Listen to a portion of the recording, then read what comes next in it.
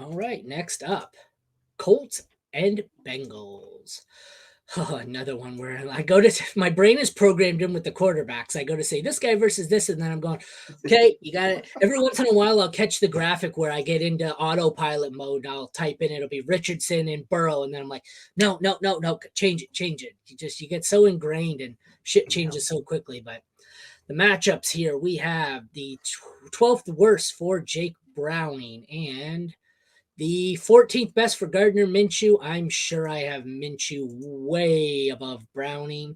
Not even close. I have Minshew at actually I have close. I have Minshew Yeah. at 15. I have Browning at 20. So Browning was higher and Minshew was lower, but this is probably the reflection of not having as many quarterbacks on bye this week.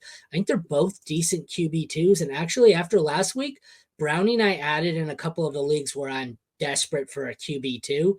I don't Yeah. hate either of them. I would definitely prefer to play Minshew. Oh, no doubt about it. Like we saw a really good game from Browning last week. I don't think that's super sustainable. We'll see because the week before they ran 41 plays and not a soul was able to play. So we'll see how it works out. But Browning showed you that he's a fancy viable quarterback. So if you need him in super flex leagues, you could probably get him for a fourth round pick if you're really desperate. You can go get him and you could ride him out the rest of the season. So not a bad way to go. He's 2 spots below Minshew, but like in this range of quarterbacks, like I really don't care that much. Minshew 16. Browning is 18, and it's kind of just like pick your guy at that point because the projections and everything's basically even between them. So we're just going vibes with Minshew and the long hair. Like that's what we're rolling with this week. All right. Moving on to the running backs. Fourth best matchup for the Bengals, 16th best matchup for the Colts. Joe Burrow went down in week 11. In the time since Joe Burrow went down, do you know who the RB1 is? You're telling me it's freaking Joe Mixon. It's Joe Mixon by a considerable amount. That's scary. I didn't realize that I traded for Joe Mixon in a league because I wanted to get out from Cooper Kupp because I was like, oh, Mm-hmm. I think he retires. He's looking unhealthy. So I had my whole list of players. I tried for Pacheco, Brian Robinson, Zach Moss, Kyron Williams. Finally, I said, fuck, I don't really want Zach Mixon, Joe Mixon, but I sent out the offer and he accepted it. And I'm looking, I'm going, fuck, Joe Mixon's tearing it up. So Joe Mixon Oh, in yeah. the fourth best matchup. I love it. Zach Moss 16th best. I have Joe Mixon as my 3 this week. Zach Moss, I have further. Oh no, I don't. Zach Moss, I have at my 5. Yeah, Um, they're both high. It's wild. I may be adjusting my fan. Oh no, that's what I have. Some of the third, fourth, and fifth best matchups this week are Kamara versus the Panthers, Mixon versus the Colts, McCaffrey versus the Seahawks.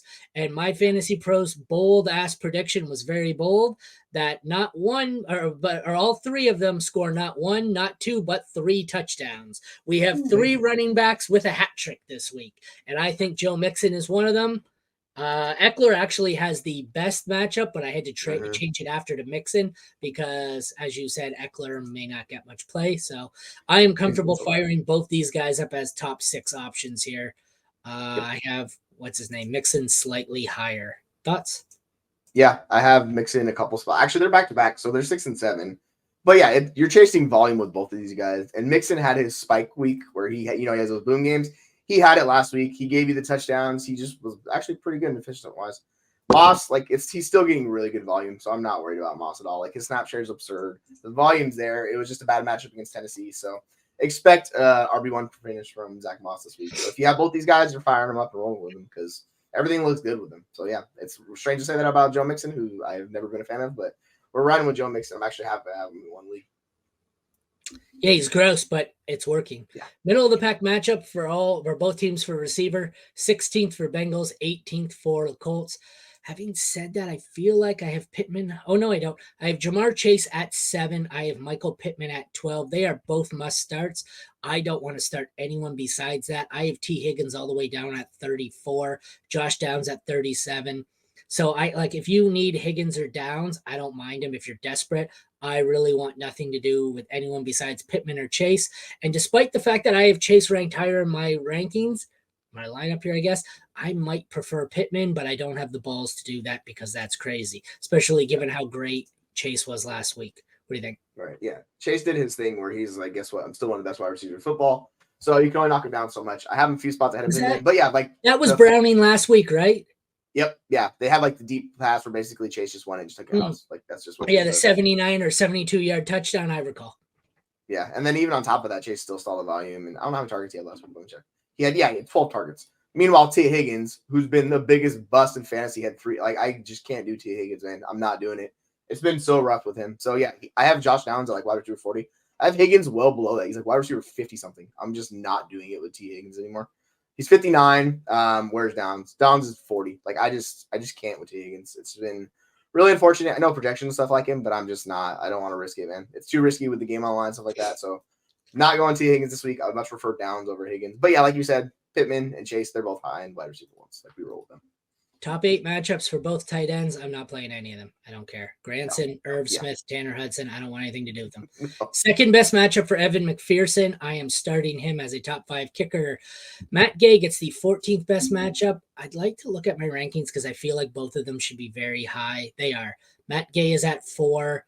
I have McPherson lower, but he'll be moved up. I have McPherson as a borderline top 12, but this matchup's juicy. Matt Gay is awesome. I streamed him everywhere this week if I had to, or if I needed a kicker. The DSTs are, 11th worst matchup for the Colts, 16th best matchup for the Bengals. I don't think I want either part of either DST, but neither is really an avoid. For me, Indy's 17, Cincy is 26. I don't know if Cincy should be that low. I get they're not great. I'm not afraid of either offenses. I don't love either defenses. You can probably find a better option on your waiver wire, but they're not must avoids is the best I can say, I guess. Thoughts? Yeah, I'm with you. Indy's defense has been on a heater. It's 4 straight double digit and like major performances in there. So they're jumped up to, I think it's like the third ranked defense in fantasy now, just because they've been rolling on these opponents. And thankfully, there's a lot of bad matchups like Carolina, New England, Tennessee, Tampa Bay, like not great teams. So that's part of it. It could continue. Like I have them a few spots above the Bengals defense. But it should. It's just, you need Jake Browning to just crumble. Oh, that's the problem, though. A week ago, everyone would be picking on this matchup, and now it's, well, Jake Browning put up 25 points last week, so why do we do this? We do this with Josh Dobbs. They get one good week. This is what happens. You come in, nobody's seen you play.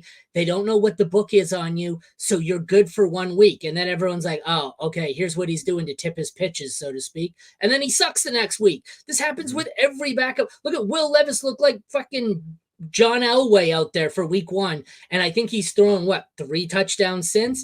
Why do we do this? It was bad. Do this. Yeah, just go watch them against 2 weeks ago into the Jacksonville defense. They were a troll. Like they couldn't do anything. So I don't expect that from Browning. That's what I truth. And I saw him play at UW. He's just not that good of a quarterback. So I'm on board with that.